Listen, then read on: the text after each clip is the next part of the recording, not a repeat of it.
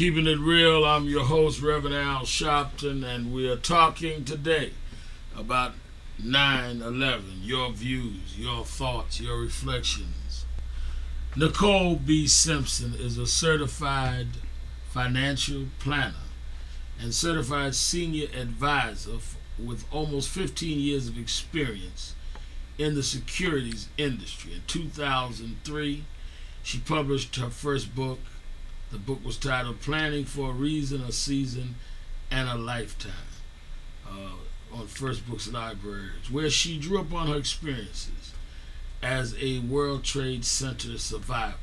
She's a mother and a wife, and she encourages readers to control their finances and prepare for the unexpected. Welcome to Keeping It Real, Miss Simpson. It's a pleasure and a privilege to be here, Reverend Al Sharpton.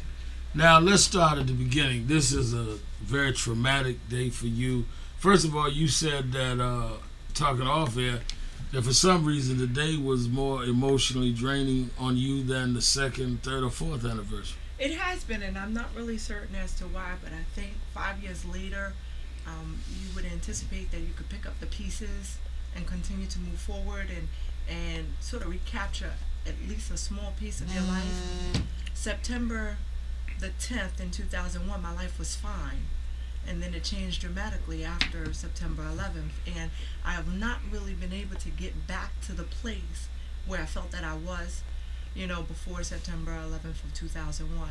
And so I think that that's the heaviness that weighs in my heart, and the fact that, we'll never be the same.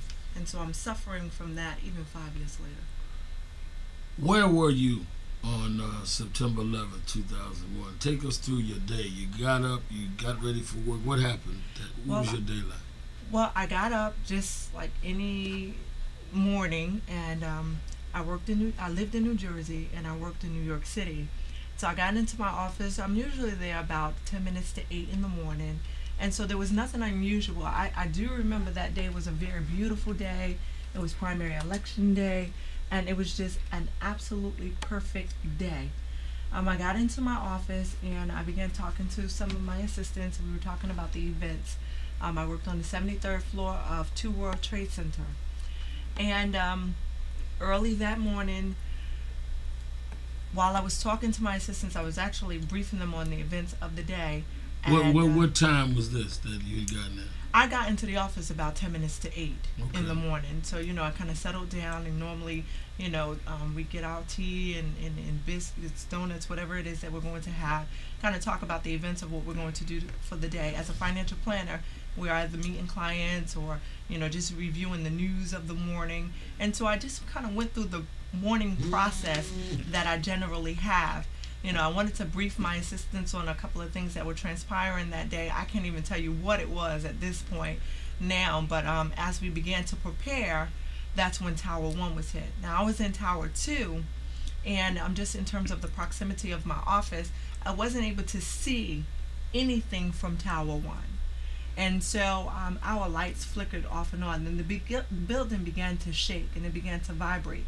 And after about 30 seconds, maybe 45, I don't really have much sense of time. Things started to calm down. And so I didn't really take it seriously. So you felt time. Vibrations. You felt the vibrations. The lights was flickering. Yes. And then it stopped. It stopped because, again, I was in Tower 2, and I could not see what was happening in Tower 1. Okay. And so I then walked over to the window. And when I walked over to the window, that's when I saw burning debris, burning paper, and it looked like the ticker tape parade from the New York Yankees. That's the clearest picture that I could see, but the paper was burned. And so, I tell everybody that, the Lord just really told me to go. And I walked back over to my desk, I grabbed my briefcase, and I told my assistants, let's go, let's go. And so we were probably one of the first individuals to start to leave the 73rd floor, but we began walking down the stairs. You did not get on the elevator? I did not get on the elevator. I was walking down the stairs. So I was now, what made you think to get on the elevator rather than what made you think to get on the stairwell rather than the elevator?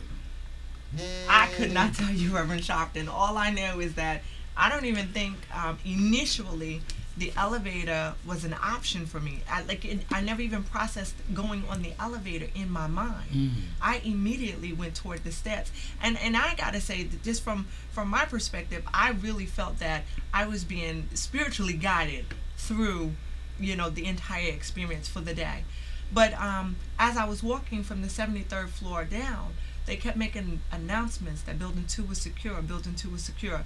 You don't have to leave the building, building 2 was secure. And that announcement just kept ringing in my mind. And, it was actually like a sense of comfort, because I thought that everything was going to be okay. So you see the burnt paper like confetti, and then instinctively or spiritually, you knew to leave, and you told your co-workers, let's go, and you head, for some reason you still don't know, to the stairwell rather than the elevator. Absolutely. And as you are going down 73 landings, they're saying over the speakers, you don't have to leave, building 2 is secure. Well, while they were saying that, while I was leaving the 73rd floor, so I got down to 53, and then I got on the elevator. Okay. Someone had opened up the emergency landing on the 53rd floor. And because they were making the announcements, I felt comfortable with getting on the elevator. So I was getting on... But you still at this time don't know that building 1 had been hit? No. At that time, there was talk going through the stairways saying that there was a plane accident, but that we didn't know that it was an attack. We thought it was a small plane, a small CNN or MSNBC plane that had hit Tower 1. But we didn't have clarity of what actually happened. We didn't know the size of the plane. And again, at that time, it was just considered an accident. All right. Go ahead. So you keep going down, you get off at 53rd floor, you get on the elevator. And I go down to 44. Now, on the elevator? On the elevator. So I rode the elevator down from the 53rd floor down to the 44th floor. And at that time, there was monitors in the World Trade Center on the 44th floor. And again, you can see the news reporting that a plane had hit Tower 1. Again, I couldn't see anything. They had not said that it was a large plane, so it was not clear in terms of the size of the plane or, again, it being a terrorist attack. I was on my way back upstairs. And as I was on my way upstairs, I walk over to the elevator to go back up to the 73rd floor. And again, now I say that it was just really spiritual intervention. I hesitated because I really felt that I should not get on that elevator. And so I stepped back and I let the elevator door close in front of me. Not even like 30 seconds later, Tower 2 was hit. And so you were on what floor at this point? 44th floor. So you had gone back to get on the elevator. Yes. Something told you don't get on. Don't get on. And you stepped back. I stepped back. And when you stepped back, the building you were in was hit. It was hit. And it took a couple of seconds, because what I do remember is that when Tower 2 was hit and I was on the 44th floor, there were elevator chutes that popped, and the elevators came crashing down. And so at that time, people were being thrown. Fire was coming out of the elevator doors, and the door that I was standing in front of didn't open.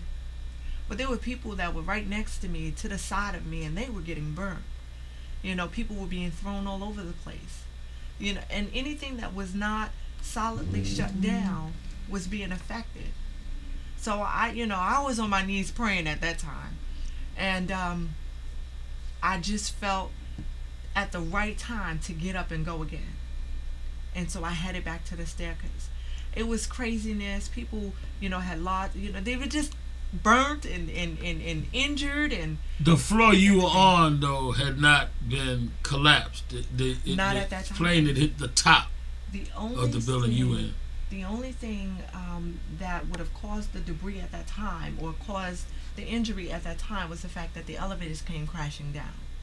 We're going to take a break and hear more of Nicole B. Simpson's story, a survivor. She was there when the World Trade Twin Towers was attacked 5 years ago today. More of her story and how she's had to cope with it and how you can cope with an unexpected crisis. We'll be right back, keeping it real with Al Sharpton.